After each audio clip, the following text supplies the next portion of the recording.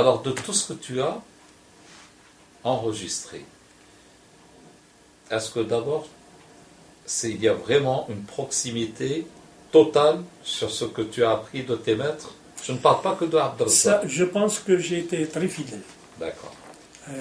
Avec tout ce que j'ai appris de ces Abdelrazak et d'autres, bien sûr. Qui est l'essentiel, c'est la question que je voulais te Ah poser. oui, oui, Quels bien sont sûr. les autres maîtres? Parce que tu parles souvent. Omar Ben Semman, Oui. Allah yarhamou. Hamid Al-Khatib, Allah yarhamou. Oui.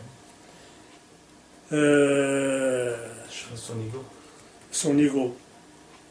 الله يرحمه الله يرحمه. اليهود فهمتني هذا المكان لا il faut le dire. C'est un bonhomme que j'ai découvert au dernier moment, juste avant qu'il parte. À quelle époque?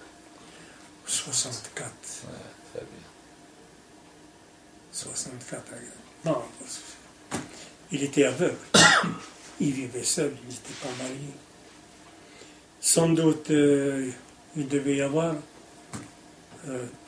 quelques familles juives qui étaient restées ici, qui sont un petit peu occupées de lui. Et puis finalement, il a été complètement abandonné. Alors son frère, qui était installé en France, قال اجي لفرنسا هنايا خليك من الجزائر.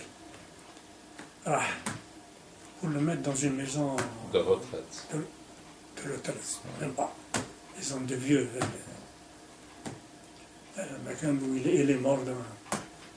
Moi, j'ai tout fait pour être fidèle à ce qu'on et rapporter tel que j'ai appris. Tu sais, il y a encore c'est des pièces que moi j'ai beaucoup aimées et qui créent un peu polémique, comme moi, Al-Hubbo, j'ai adoré la version que tu as faite. C'est une petite merveille. Où c'est Kamal Malte, le premier qui m'en a parlé. Il m'a dit que Sid Ahmed a fait un bijou, une petite merveille. Il m'a dit ce n'est ni la version qu'on connaît d'Alger, ou la de Bliza, je sais pas, et ni la version de Tlemcen. C'est son niveau. C'est son niveau, justement.